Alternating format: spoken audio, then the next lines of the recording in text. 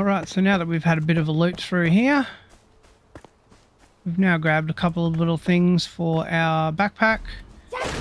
So the only thing that we still require in order to actually construct our workbench is some stone. So at this stage, within the confines of Longkeep where we are here, we would imagine that there is not too much in the way of stone. So what I'll have to do is head out here into the plains and see if I can find some stone out here. And there we go, there's some stone right there. Alright, and you can see nighttime has now fallen, so we need to start to be concerned now. So as it's going to be dark, and what happens at nighttime, this is a good sort of starting point as well to let you know about what happens at night time with the game. So one of the things here, you'll see there are fireflies that come out. So I can collect them if I want to do so. I can also equip my torch so that I can better see what I'm doing.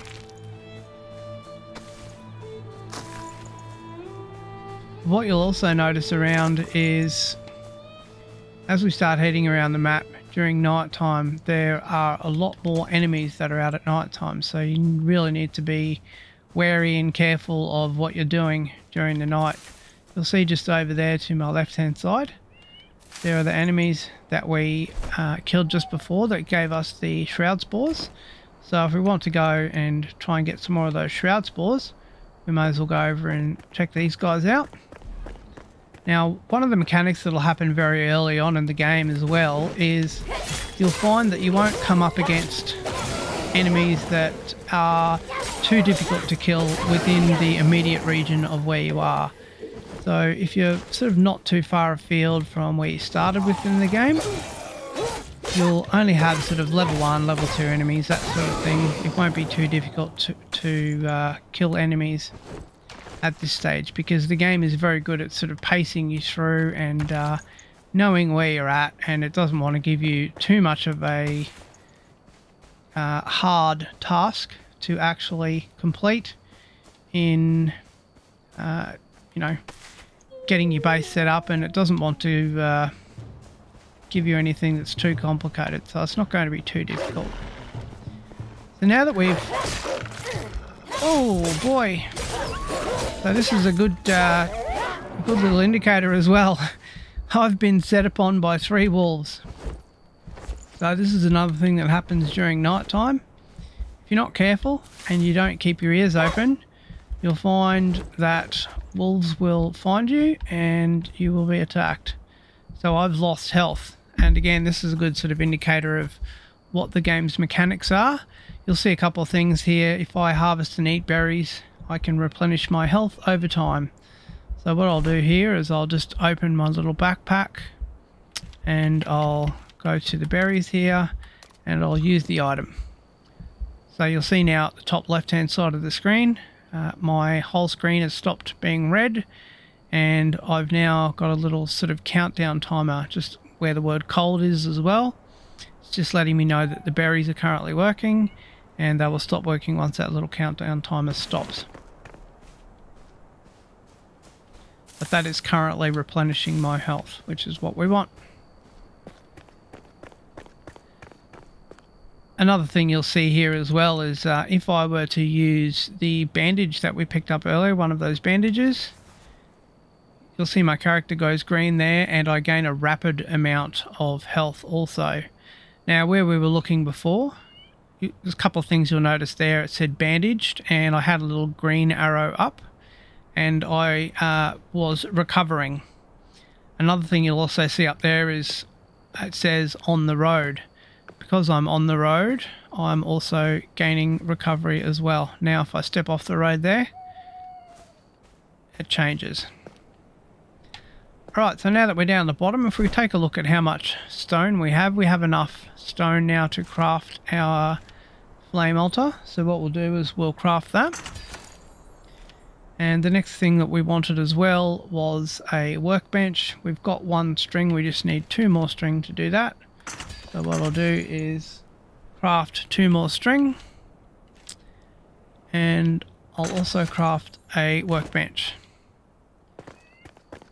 So if we just pop up and grab a couple of little things, a couple of little more things along the way before we head down to where we're going to actually build. One thing with this game is, I can't say it enough, always be collecting, always be destroying things, just always collect wherever you can. One of the things that's very different with this game with a lot of other survival games is there are not items that you suddenly no longer use anymore. So you don't sort of have no need for stone at some stage, or no need for berries at some stage anymore, or no need for wood. It's always required. It's always a requirement for every single element within the game. And you'll see at the top of the screen there as well, I've got location reached as showing up on my screen here. So what I'll do at this stage is I'll go quickly to my backpack and I'll shift my little flame altar into my hotbar there. Now, two things you'll notice immediately here before I place down the flame altar. You'll see a little orange sort of square that appears around me. I'll explain to you what that is in just a second, but just take note of it at this stage. So you'll see here we've placed down the flame, and very similar to what we were doing when we were up top. It's giving me a directive to commune with the flame, and also you would have noticed we had claim a spot for your base as a quest achieved. So what we did from that is we gained some experience points, and we now have one more mission that we need to complete that complete quest. So we need to speak to the flame in order to learn how to proceed. So if we just exit out of there, the flame's just telling us now Ember Vale can be reclaimed. Collect sparks and offer them at the flame altar to strengthen the flame. Sparks lay scattered across the world in flame sanctums and flame shrines. So, a couple of things with that. We'll explain what flame sanctums and flame shrines are there in just a moment. But what we'll do before that is take a bit of a look at the flame altar itself. Now, the first thing you notice there is I have at the very top of the screen a building area of 40 by 40 by 40. Now what that is, we'll explain in a little moment, but what it is, it's basically 40 meters or 40 squares outward. I won't explain the entire thing this episode, but just sort of understand the basic concept of what that means to begin with. Now if we offer at the flame here what's called a shroud core, one of those we need, we'll be able to increase our building area up to 80 by 80 by 80, and then very similarly from there we can continue to go up in terms of upgrading our building area as well. So just a quick little heads up on the building process in this game. It is crazy, and there's a crazy amount of really cool stuff that you can do and a huge amount of space you can do it in. But this is sort of just giving you a bit of a broad indicator of what we're looking at right now. I don't want to overload you too much with information. So the next thing you're looking at here is strengthening the flame.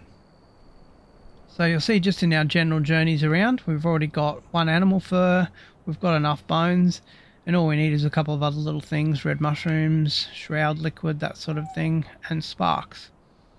And what that will do, you'll see up the top of the screen there, we will then have more flame altars that we can actually activate, and we'll have a greater time available in the shroud as well, which will be quite cool. And it's just letting you know as well, I mean, in terms of progressing through the game and upgrading the flame, it's not that difficult. It's pretty basic to do, and you just need to sort of have a bit of a look around and explore, face off against enemies, and it's pretty simple to progress throughout the game.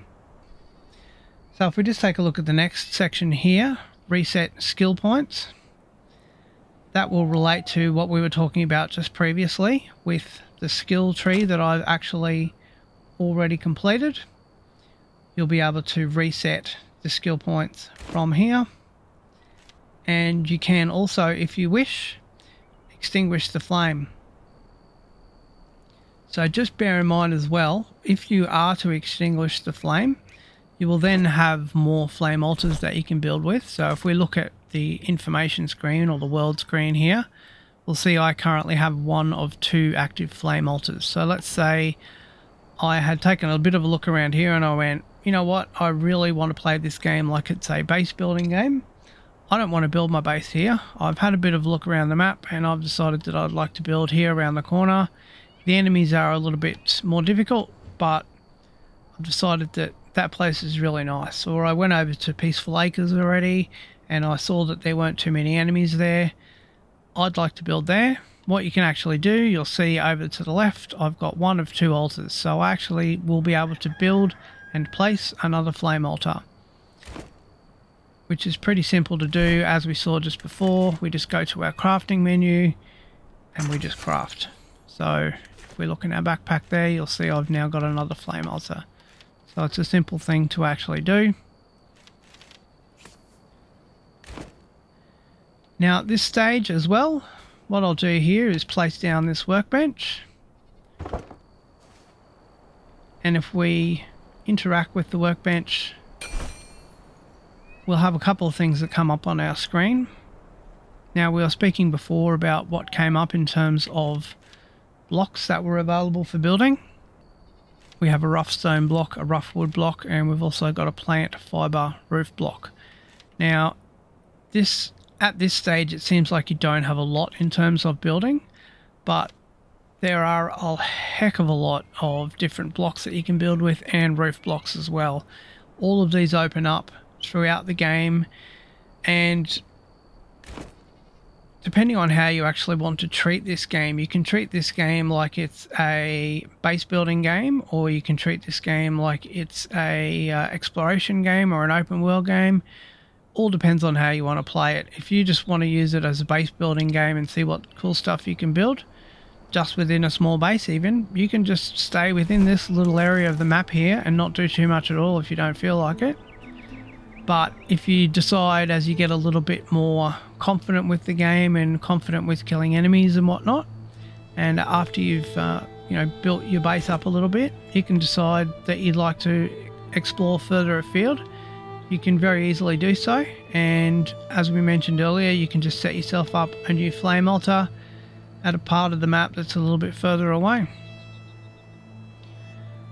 Alright, well that's basically it for this particular episode. I didn't want to give you too much information and confuse you too much, but there really is a heck of a lot to cover. But in basic terms, and to sort of explain it to you in a nutshell, this is probably the best way that I can see to do so to begin with. There is so much more to this game though. I know it's sort of been quite a long video already and it seems like we really haven't done much, but there's quite a bit to actually absorb in the game. But trust me, this game is absolutely incredible and there's so much you can do in it. So what we're going to do next time we catch up is we'll take a look at crafting. So we mentioned really briefly earlier that we'll take a look at, we need an axe, we need a pickaxe, that sort of thing. So we'll craft all of those items. We'll then sort of take a look at mining around the area here, and then we'll take a look at getting our building started. Alright, well, that's it for us for this episode. We'll see you next time on Glitch Gaming.